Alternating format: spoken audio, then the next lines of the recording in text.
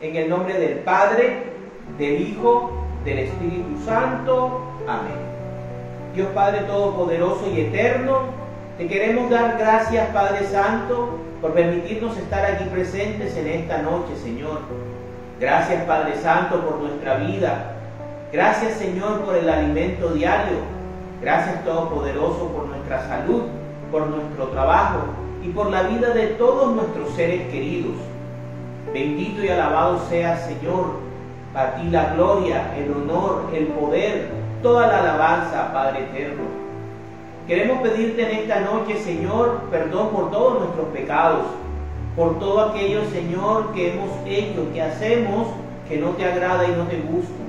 Te pedimos, Señor, que nos perdones en tu infinita misericordia y que nos llenes de tu gracia infinita, para que cada vez más pequemos menos, Señor. Te pedimos también, Todopoderoso, en esta noche, por todas las personas que van a estar viendo este video, van a ver esta reflexión. Te rogamos también que nos llenes con el poder del Espíritu Santo para que sea Él el que guíe las enseñanzas, para que sea Él el que hable a través de nosotros, para que también todos podamos aprender de tu palabra, Señor, de lo que tú quieres transmitir a través del mensaje que en esta noche queremos dar. Rogamos, Padre Santo, por el Papa Francisco, por su salud. Bendícelo, ilumínalo, Señor, y bendice a todos los sacerdotes del mundo, a todos los ministros ordenados de la Iglesia Católica. Te pedimos también por aquellos, Señor, que por alguna manera u otra te han traicionado, Dios mío, en el servicio, que fueron llamados, Señor, a prestarte. Te rogamos también por el gobierno de Colombia y por todas las situaciones sociales y políticas que estamos viviendo, Señor. Toma control sobre nuestra nación, Padre Santo. También te pedimos por la salud de todos los enfermitos que están en clínicas y hospitales, para que ilumines, Señor, y derrames tu sabiduría y bendiciones sobre todos los médicos, enfermeras, bacteriólogos, toda la rama de la salud, Señor. Santifícalos y guíalos siempre, Padre Santo. Te pedimos también por la vida de la fuerza pública, para aquellos que llevan la justicia, Señor, bendícelos y protégelos del mal. En esta noche queremos también pedir la luz y la bendición de la Santísima Virgen María, para que ella ruegue por nosotros, ruegue por nuestros pecados y ruegue por nuestra salvación, porque nos cubra en esta noche con su manto sagrado para que ningún espíritu maligno nos ataque en este momento.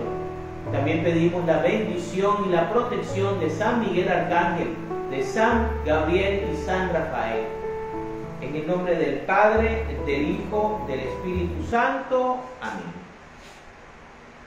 Jueces 2.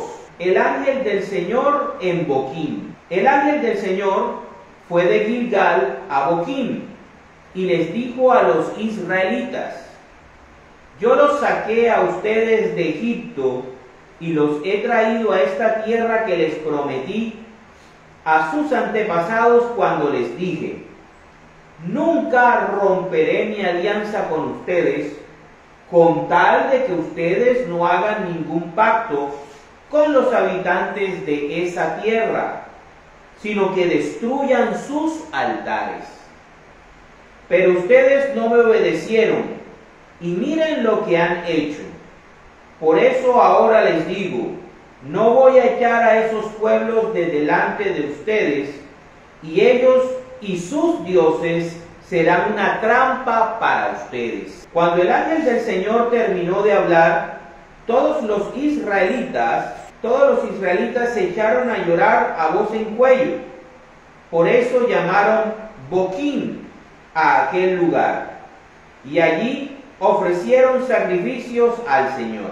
Muerte de Josué. Cuando Josué se despidió de los israelitas, cada uno se fue a tomar posesión de la tierra que le había tocado. Mientras él vivió, los israelitas mantuvieron el culto al Señor, y también mientras vivieron los ancianos que sobrevivieron a Josué, que habían visto todos los grandes hechos del Señor en favor de Israel. Pero murió Josué a la edad de 110 años y lo enterraron en su propio terreno de Timnat-Será, que está al norte del monte de Gaz, en los montes de Efraín. Murieron también todos los israelitas de la época de Josué. Y así los que nacieron después no sabían nada del Señor ni de sus hechos en favor de Israel. Los israelitas abandonan al Señor. Pero los hechos de los israelitas fueron malos a los ojos del Señor, pues empezaron a adorar a las diferentes representaciones de Baal. Dejaron al Señor, el Dios de sus antepasados, que los había sacado de Egipto, y se entregaron a adorar a los dioses de la gente que vivía alrededor, provocando así el enojo del Señor.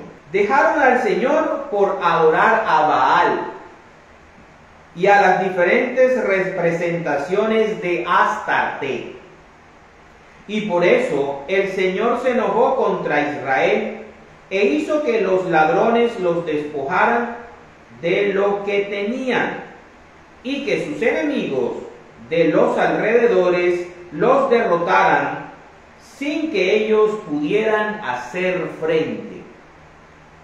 Cada vez que ellos marchaban a la batalla, el Señor se ponía en su contra y les iba mal, según Él mismo se lo había anunciado.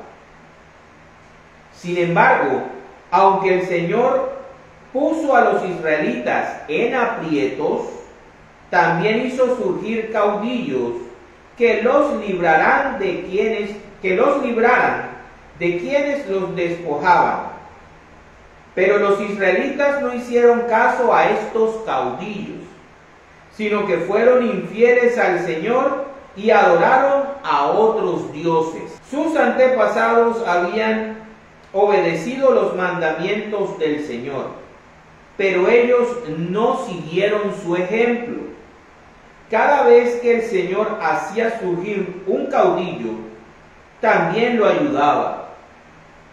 Y durante la vida del caudillo, libraba a los israelitas del poder de sus enemigos, pues sentía compasión de ellos al oírlos gemir por causa de la opresión que sufrían. Pero cuando el caudillo moría, ellos volvían a corromperse y llegaban a ser peores que sus padres, sirviendo y adorando a otros dioses. No abandonaban sus malas prácticas ni su terca conducta. Por eso el Señor se enfureció contra Israel y dijo: esta gente rompe la alianza que yo hice con sus antepasados y no quiere obedecerme. Por lo tanto, no volveré a desalojar ante ellos a ninguno de los pueblos que Josué no desalojó antes de morir. Con esto, el Señor quería ver si los israelitas seguirían el camino del Señor, como antes lo habían seguido sus antepasados, ¿o no? Por eso el Señor no desalojó enseguida a las naciones que no había entregado en manos de Josué, sino que les permitió quedarse. Palabra de Dios. El capítulo número 2 del libro de Jueces nos habla acerca de cómo, una vez muerto Josué, el pueblo de Israel empezó a contaminarse de la espiritualidad, de las costumbres de los pueblos que los rodeaban y que hacían parte de esos pueblos cananeos que Dios les había ordenado desocupar la tierra prometida. Dios le había dado a Israel este pedazo de tierra con la condición de que ellos conquistaran la tierra y sacaran de ahí a los pueblos que por más de 500 años habían estado maldiciendo la tierra con sus prácticas abominables. Estos pueblos eran politeístas, creían en muchos dioses. Entre los principales estaba él, que era reconocido como el Dios de dioses, el rey de los dioses, y habían también otros dioses, entre ellos Baal y Astarte. Y el culto a estos dioses falsos, recordemos que detrás de cada dios falso de la antigüedad había un demonio de verdad. Existía una serie de prácticas. Los cananeos creían en la brujería, creían en la adivinación, creían en la necromancia, tenían prácticas de sacrificar a los niños, a sus propios hijos, tenían las prácticas de las orgías y bacanales para poder satisfacer los caprichos y los deseos de esos dioses.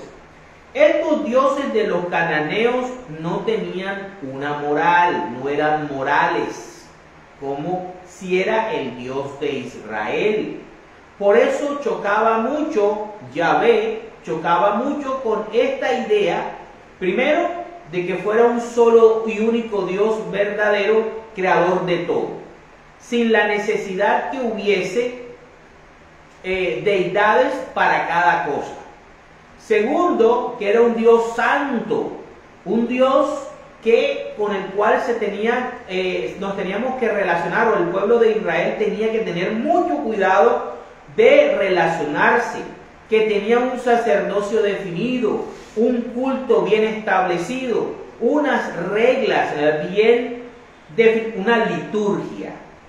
En pocas palabras, el pueblo de Israel, Dios le había entregado una liturgia santa, obviamente diseñada para la primera alianza, ¿sí? Mientras que estos pueblos cananeos estaban dirigidos a satisfacer las necesidades sexuales de los dioses que ellos adoraban. Era una religión que estaba diseñada para satisfacer los intereses de los hombres, ¿sí? No era una religión que buscaba una relación íntima y personal y comunitaria con Dios. En eso chocaban la religión cananea con la religión de Israel. Este choque espiritual, este choque cultural, este choque religioso era el que se estaba dando, y lo que Dios buscaba era que el pueblo de Israel pudiese apropiarse de su promesa, pudiese luchar, batallar y esforzarse por obtener completamente la promesa que Dios le había hecho a Abraham, a Isaac y a Jacob. Dios no quería entregarles de manera milagrosa la tierra prometida. Él podía hacerlo, pero como un buen padre, como un padre amoroso, como un padre sabio, sabía muy bien que tenía que dejar que el pueblo de Israel le costara la tierra prometida, para que con esto ellos pudieran valorar la posesión y también pudiesen confiar siempre y plenamente en Yahvé, en el Dios de Israel. Es así como el capítulo 2 de Jueces nos cuenta cómo el ángel del Señor va de Gilgal a Boquín y les reclama a los israelitas el hecho de que están abandonando la alianza. Les recuerda el ángel del Señor que Él los sacó de Egipto de manera milagrosa, de la esclavitud, no para que llegaran a la tierra prometida a esclavizarse con otras naciones corruptas. Y les advierte lo que ya les había dicho antes: yo mantendré mi alianza siempre y cuando ustedes me obedezcan, pero me pondré en su contra si ustedes me desobedecen. Luego nos habla acerca de la muerte de Josué. Cómo Josué fue una figura que permitió la unidad del pueblo, que permitió que el pueblo de Israel tuviera una identidad espiritual y un respeto hacia el Dios de Israel. Como una figura que representaba el cuidado del depósito de la fe de la primera alianza.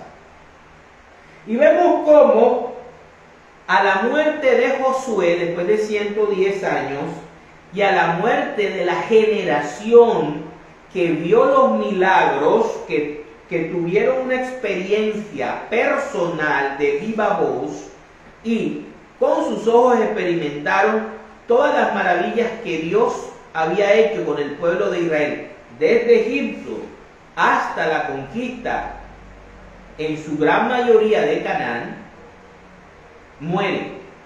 Y fíjense, a la muerte de Josué no hay alguien que mantenga la unidad espiritual.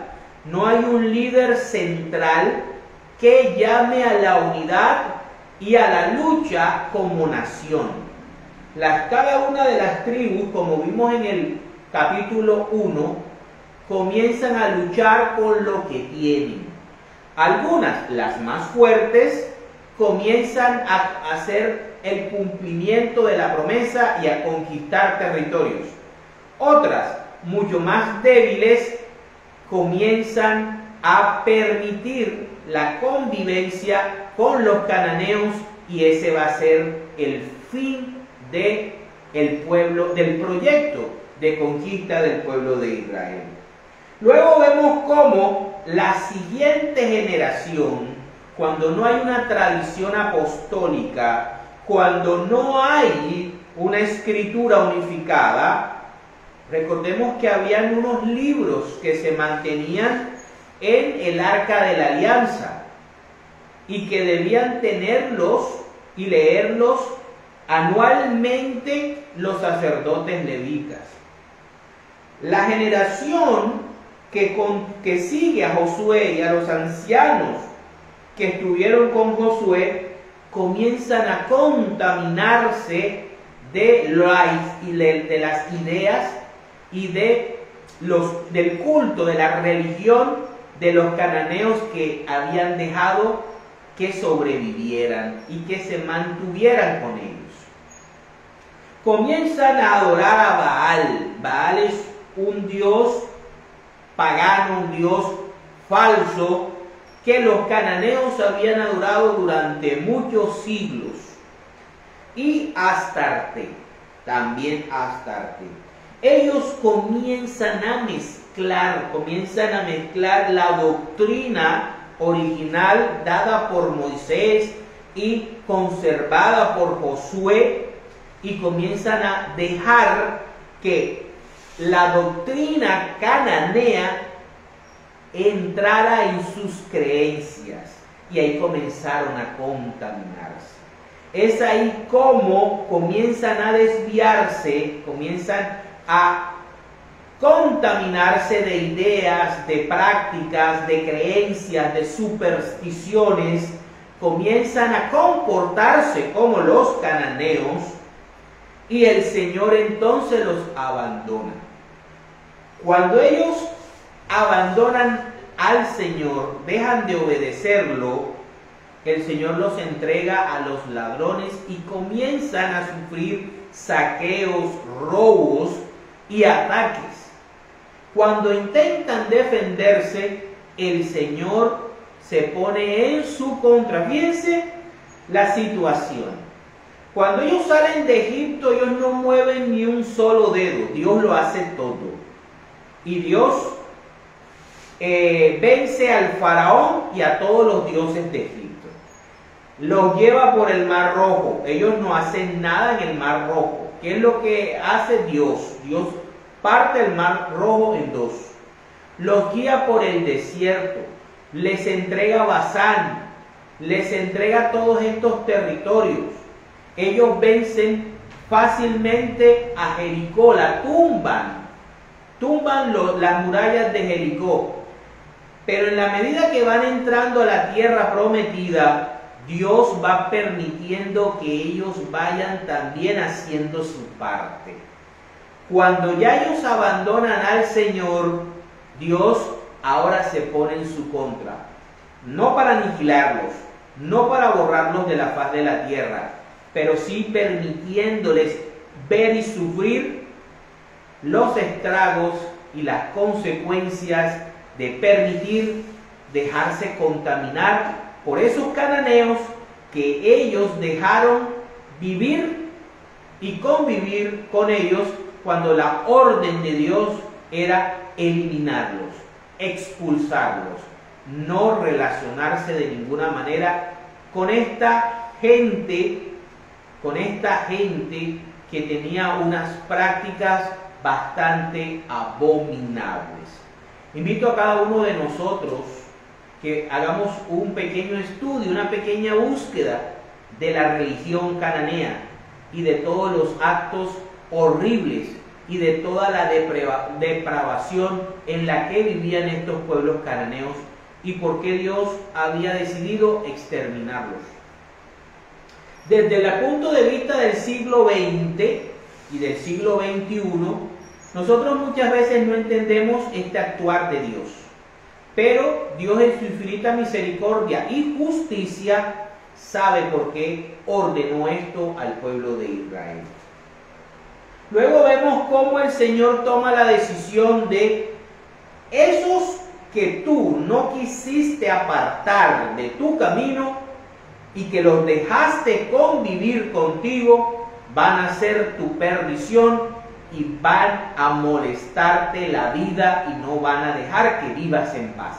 Eso es lo que le dice el Señor al pueblo de Israel.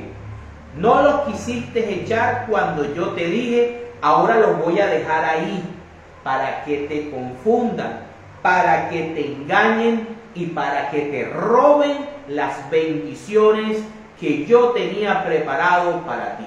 No me obedeciste. No quisiste hacerme caso, Israel, ahora van a sufrir.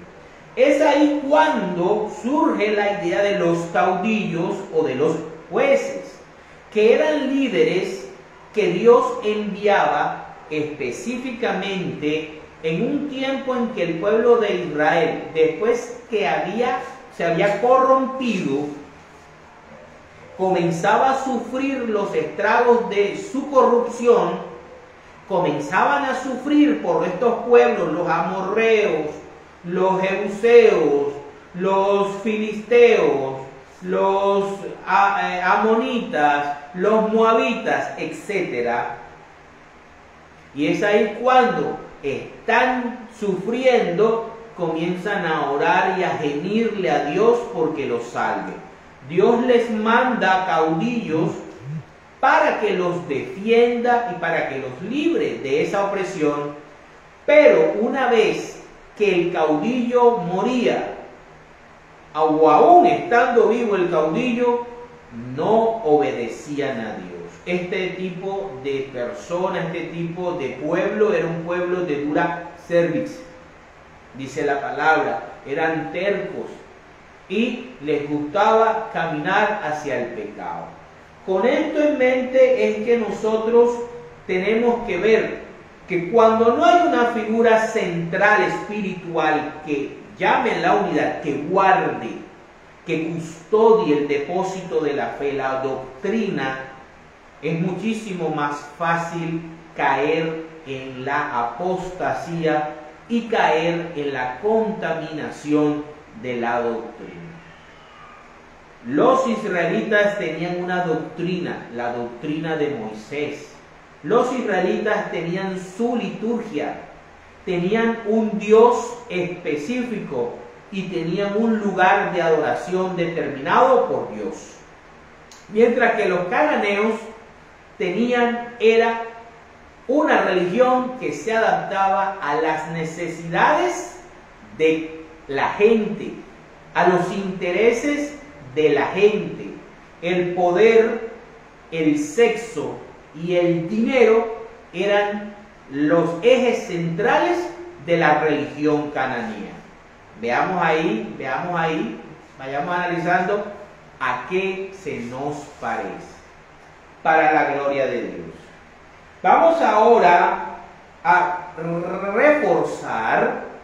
reforzar este capítulo número 2 del libro de Jueces. Ser fieles al depósito de la fe. Miremos que cuando el último caudillo muere, el último gran líder de Israel, el líder unificador de Israel muere, y muere toda la generación que tuvo contacto con las maravillas del Señor, el pueblo se pierde. Vamos a ver entonces cómo hay que ser fieles al depósito de la fe. ¿Cómo debemos ser fieles a esa enseñanza original de Cristo? ¿Cómo siendo iglesia tenemos que permanecer fieles a las enseñanzas de Jesús y de los apóstoles? Nosotros no podemos empezar a creerle a cualquiera que dice que Dios le habló, que Dios se le apareció y quiere cambiar la doctrina. Vámonos en primera instancia a cómo Dios es fiel cuando le oramos y le pedimos ayuda y cómo debemos luchar por mantener la fe. Vamos al Evangelio de San Lucas, capítulo 18, versículos del 1 al 8. La parábola de la viuda y el juez. Jesús les contó una parábola para enseñarles que debían orar siempre, sin desanimarse. Les dijo: había en un pueblo un juez que ni temía a Dios ni respetaba a los hombres. En el mismo pueblo había también una viuda que tenía un pleito y que fue al juez a pedirle justicia contra su adversario. Aquí podemos ver claramente el pueblo de Israel, las tribus de Israel, que le pedían, ¿verdad?, que le piden a Dios, ya no el juez malvado, sino el juez justo, que les ayude en su pleito contra sus adversarios, los cananeos que ellos mismos dejaron convivir con ellos. Dice: durante mucho tiempo el juez no quiso atenderla, pero después pensó: aunque ni temo a Dios ni respeto a los hombres, sin embargo, como esta viuda no deja de molestarme, la voy a defender, para que no siga viniendo y acabe con mi paciencia o acabe con su prestigio, ¿verdad? Y el Señor añadió: esto es lo que dijo el juez malo. Pues bien, ¿acaso Dios no defenderá también a sus escogidos que claman a Él día y noche? ¿Los hará esperar? Les digo que los defenderá sin demora. Pero cuando el Hijo del Hombre venga, ¿encontrará todavía fe en la tierra? Palabra del Señor. Entonces podemos ver aquí cómo nuestro Señor Jesucristo nos expresa, el ángel del Señor de Boquín, nos enseña que Dios, cuando le pedimos, le rogamos, le suplicamos y somos sus escogidos, Él nos va a defender como ese Padre amoroso. Él va a venir en nuestra defensa. Pero lo que critica a Cristo es si cuando Él retorne a la tierra, la gente va a seguir creyendo en Dios, va a seguir orándole a Dios con la esperanza de que Dios les ayude. Van a amar a Dios y van a respetarlo porque es Dios, y sobre todo vamos a aprender a obedecerlo. Porque una de las cosas más difíciles que tenemos como seres humanos es obedecer a Dios. Eso nos cuesta bastante a todos los seres humanos. Nuestra naturaleza pecaminosa nos dificulta el poder estar en gracia de Dios. Es por eso que Cristo nos invita a orar incesantemente, no porque Dios sea un juez malo, sino porque Dios quiere que nosotros, a diferencia del pueblo de Israel, confiemos todos los días de nuestra vida en Él. Que toda nuestra existencia la coloquemos en sus manos. Que nuestros proyectos estén alineados con sus proyectos. Que nuestra vida esté llena de su presencia. Y que siempre recordemos que somos pecadores y que vamos a necesitar cada minuto mientras que respiremos de Él, sin tener que buscar de otros dioses, sin tener que depender de esos tres dioses que bastante nos atacan. El dinero mal habido, el poder destructivo y también el sexo descontrolado, que era lo que querían satisfacer los cananeos con su religión, con sus cultos paganos, idólatras y que se prestaban mucho para la degeneración del ser humano. Vamos a ver ahora cómo es importante para la iglesia, para la fe, para el creyente, el depósito de la fe. Cómo la tradición apostólica y cómo la Santa Escritura no son excluyentes.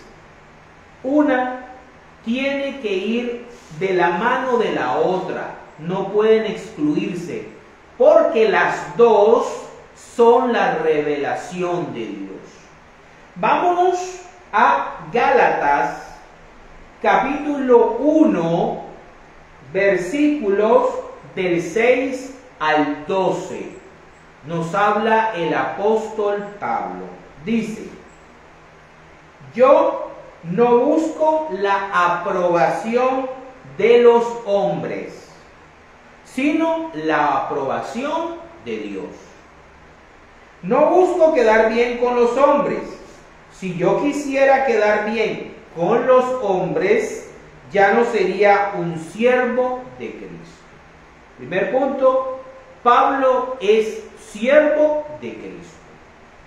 Sepan ustedes esto, hermanos, el evangelio que yo anuncio, el evangelio, uno solo, evangelio, doctrina, no los diferentes evangelios que se contradicen entre sí. El evangelio que Pablo anuncia a Gálatas es el mismo evangelio que la Iglesia Católica ha enseñado durante 2000 años.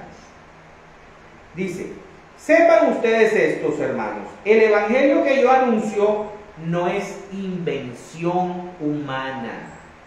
No se la inventó Pablo. No lo recibí ni lo aprendí de hombre alguno, sino que Jesucristo mismo me lo hizo conocer. Pablo es apóstol de Cristo. Muy importante eso. Pablo es apóstol de Cristo. La Iglesia Católica es apostólica.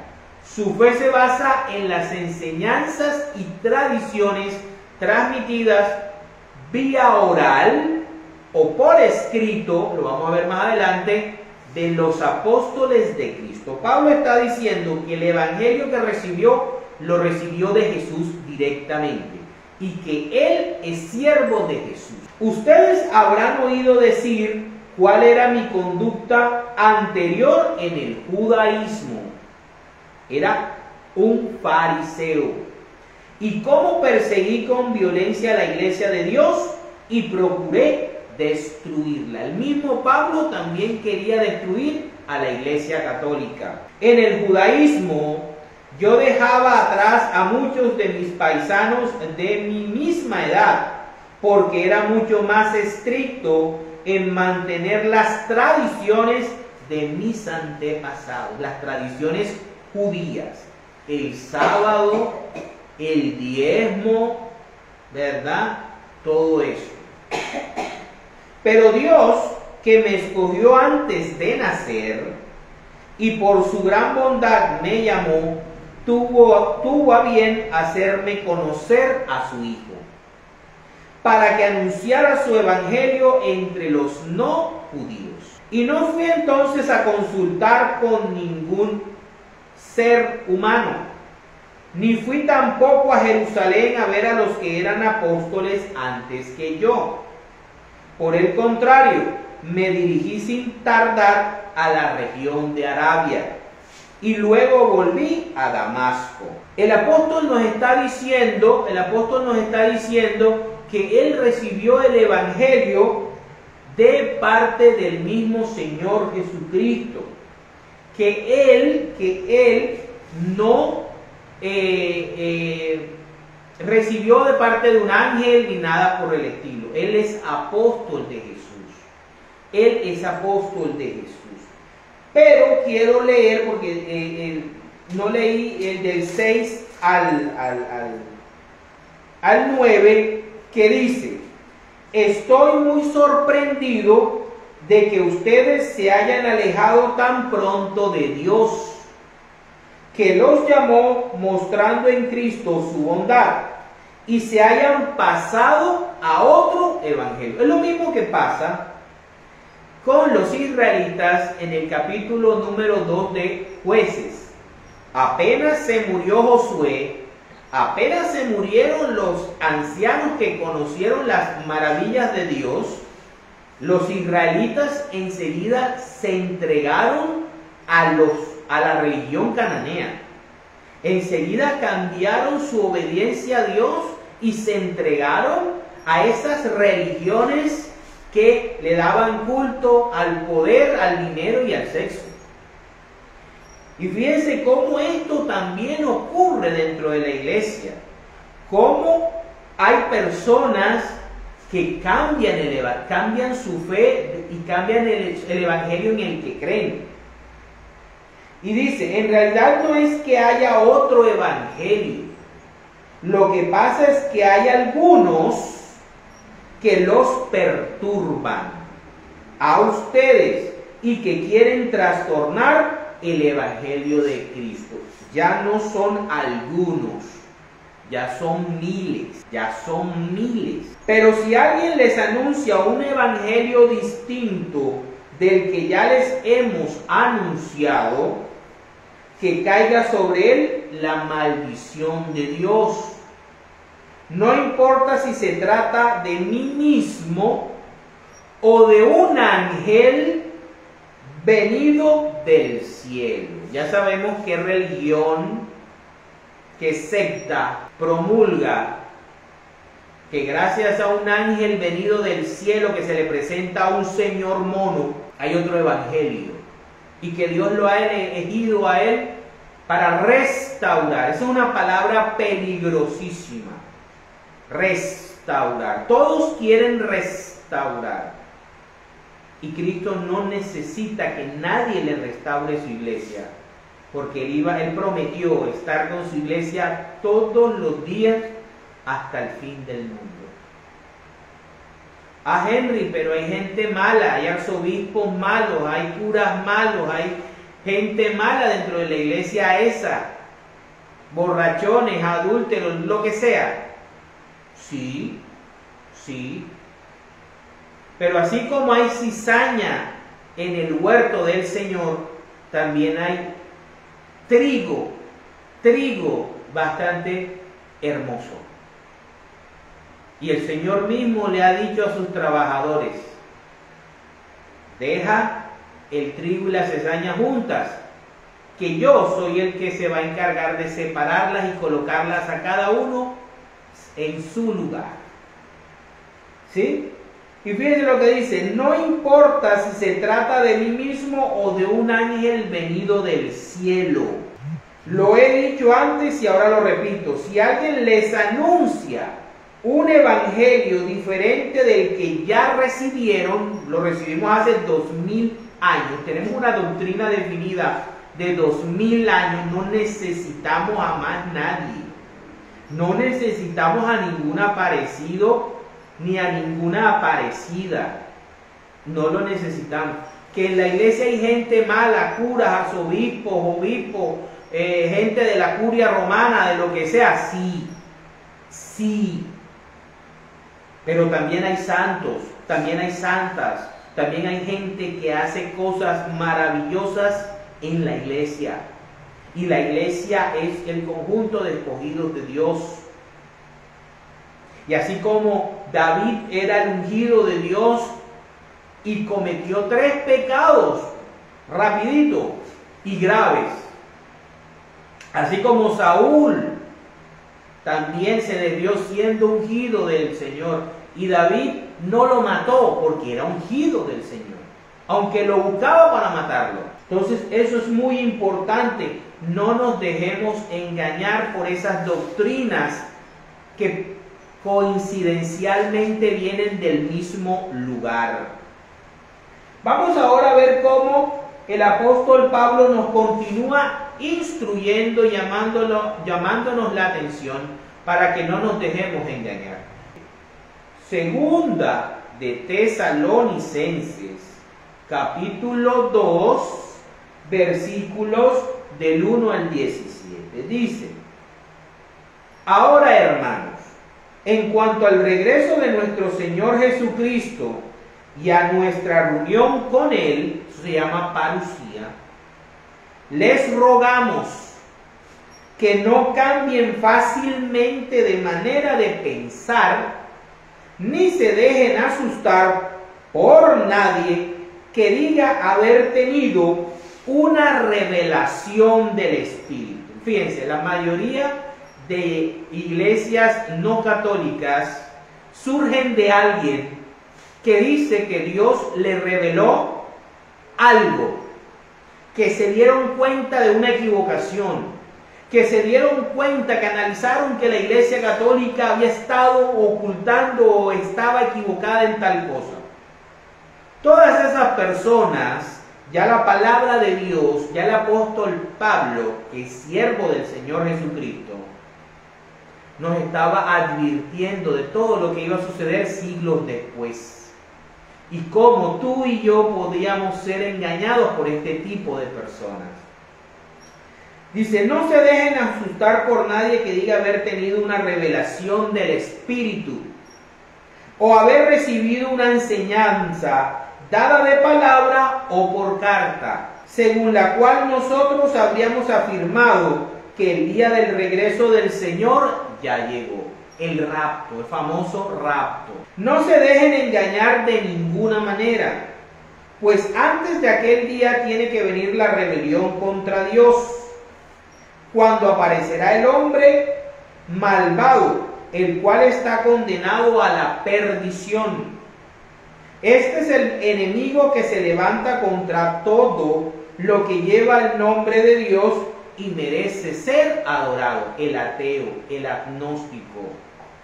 Es que nosotros hemos pensado siempre que cuando Pablo habla acerca del hombre malvado, habla de una persona en específico. No, habla de un tipo de persona, habla de un pensamiento, de una ideología. El que cree que Dios es una idea para dominar las masas, que debe atacar todo lo que sea digno de culto. Ese es el hombre, el anticristo. Los anticristos no son muchísimas personas. Son hombres, son mujeres, son instituciones, pueden ser hasta países enteros. Y llega incluso a instalar su trono en el templo de Dios. ¿Y cuál es el templo de Dios? El corazón del hombre. Nosotros pensamos que es de pronto en el Vaticano, que se va a sentar en el trono del Vaticano. No, el trono de Dios es el corazón del ser humano, el templo de Dios, fíjense, y llega incluso a instalar su trono en el templo de Dios. ¿Qué nos dice este mismo Pablo en Primera de Corintios? Nos dice que nosotros somos templo del Espíritu Santo y el Espíritu Santo es Dios. Y mira lo que nos dice aquí, que ese enemigo que se levanta contra todo lo que lleva el nombre de Dios o merece ser adorado, solamente Dios, Padre, Hijo y Espíritu Santo merecen ser adorados, más nadie. Llega incluso a instalar su trono, su dominio, su poder en el templo de Dios, o sea, en el alma, en el corazón del ser humano, haciéndose pasar por Dios. ¿Sí? ¿No recuerdan que ya les hablaba de esto cuando aún estaba con ustedes? Y ahora ustedes saben qué es lo que lo detiene, para que no aparezca antes de su debido tiempo. Pues el plan secreto de la maldad, ¿recuerdan la parábola del trigo y la cizaña? Pues el plan secreto de la maldad ya está en marcha. ¿Cuál es? Contaminar la iglesia desde dentro, desacreditarla a partir de sus miembros, sobre todo de miembros de alta jerarquía.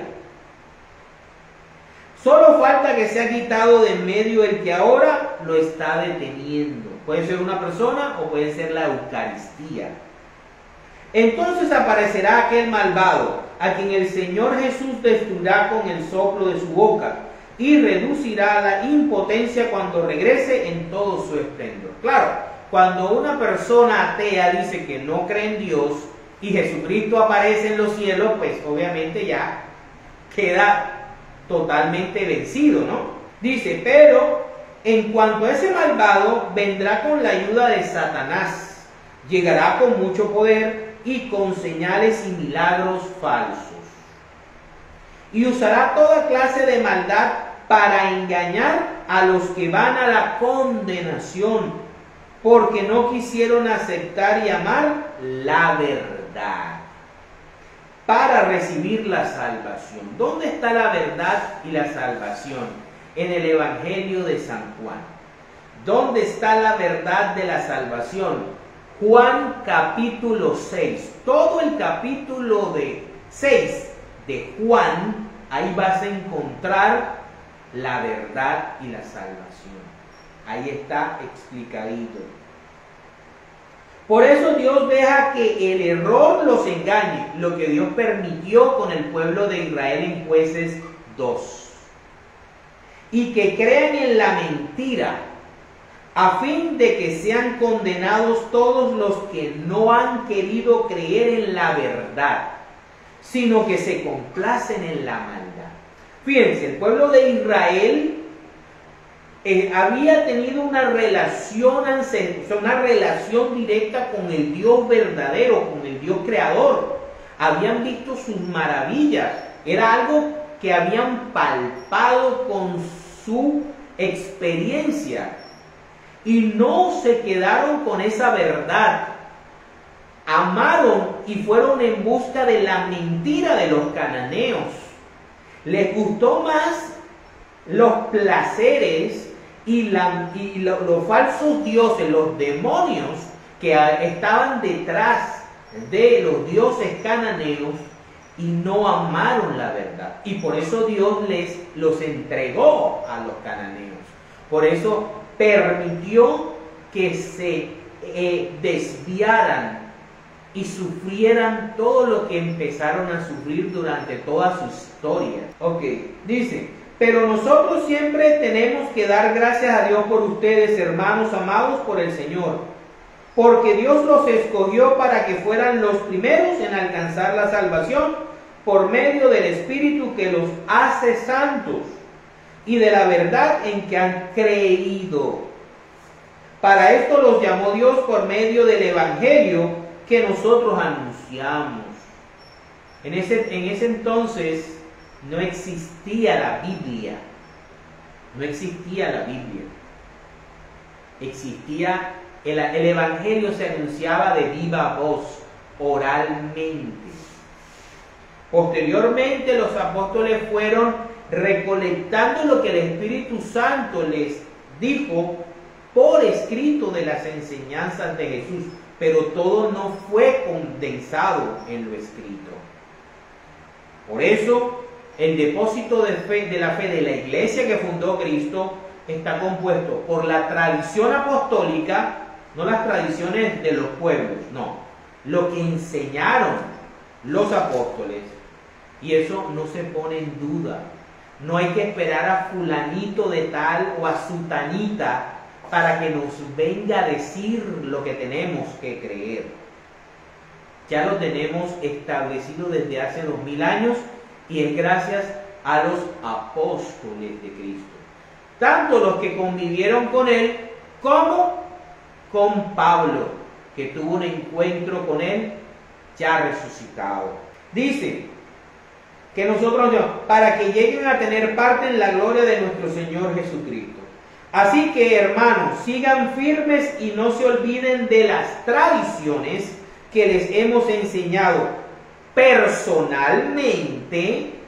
Eso es tradición apostólica, tradición oral, personalmente y por carta, que posteriormente se convertiría en las epístolas que iban a componer los 27 libros sagrados del Nuevo Testamento. Pero fíjense, en ese momento que está escribiendo Pablo no existía la Biblia.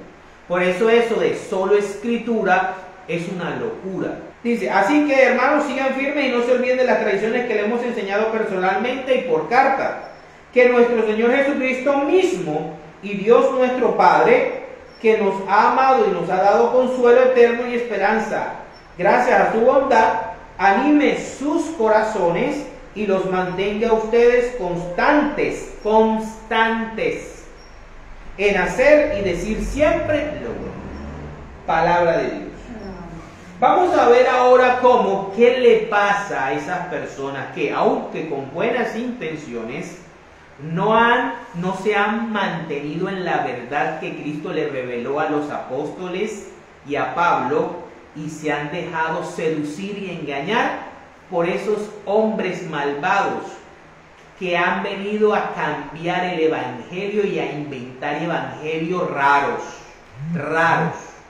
Vámonos al evangelio de San Mateo, capítulo 7, versículos del 21 al 29.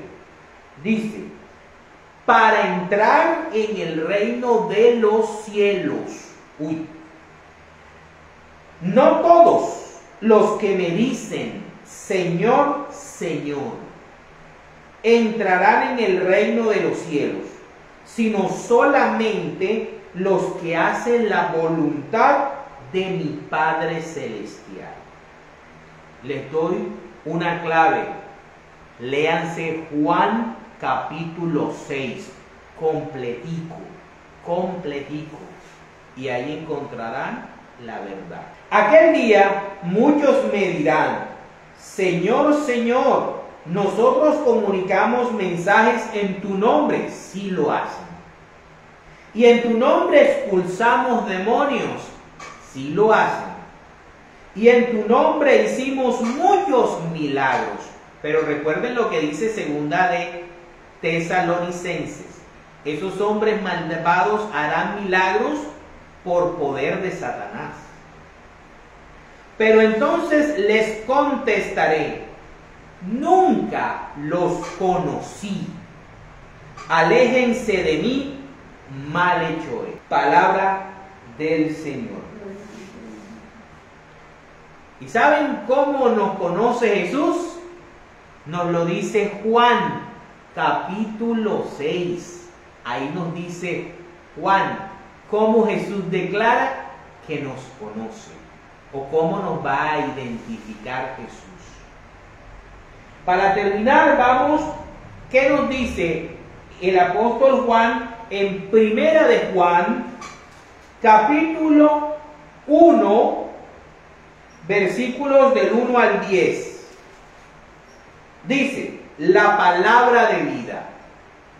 Les escribimos a ustedes acerca de aquello que ya existía desde el principio, de lo que hemos oído y de lo que hemos visto con nuestros propios ojos, porque lo hemos visto y lo hemos tocado con nuestras manos.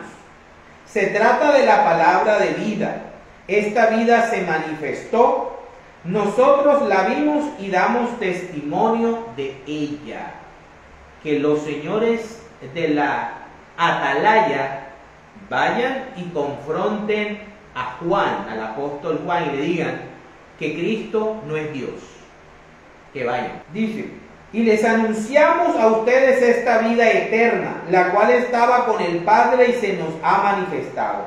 Les anunciamos, pues, lo que hemos visto y oído, para que ustedes estén unidos con nosotros. Por eso nuestra iglesia es apostólica, porque estamos unidos a las enseñanzas de los apóstoles. A nosotros no nos interesa más nadie. Como nosotros estamos unidos con el Padre y con su Hijo Jesucristo, escribimos estas cosas para que nuestra alegría sea completa. Este es el mensaje que Jesucristo nos enseñó y que les anunciamos a ustedes, que Dios es luz y que en Él no hay ninguna oscuridad.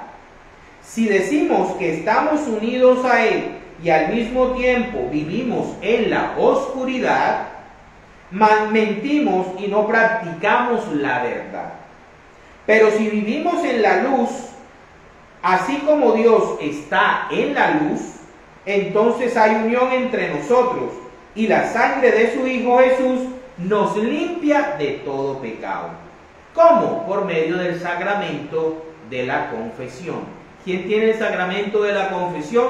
La Iglesia Católica. Si decimos que no tenemos pecado, nos engañamos a nosotros mismos y no hay verdad en nosotros. Todos esos hermanos separados que dicen que una vez que creen en Jesús ya están salvos y que no hay pecado en ellos. Eso es una doctrina, un evangelio diferente. Mira lo que dice Juan. Si decimos que no tenemos pecado, nos engañamos a nosotros mismos y no hay verdad en nosotros. Pero si confesamos nuestros pecados, podemos confiar en que Dios, que es justo, nos perdonará nuestros pecados y nos limpiará de toda maldad. Si decimos que no hemos cometido pecado, hacemos que Dios parezca mentiroso y no hemos aceptado de verdaderamente su palabra. Palabra de Dios. Y lo dice un apóstol que escribió el Evangelio de Juan, y en el capítulo 20 habla y escribe acerca de lo que Jesús les dijo acerca de la confesión de pecados. Aquí hay coherencia. Juan confía en la confesión de pecados y sabe que Cristo a sus ministros ordenados los respalda, borrando por medio de su sangre en el cielo los pecados que les confesamos a los sacerdotes católicos, para la gloria de Dios. En el nombre del Padre, del Hijo, del Espíritu Santo.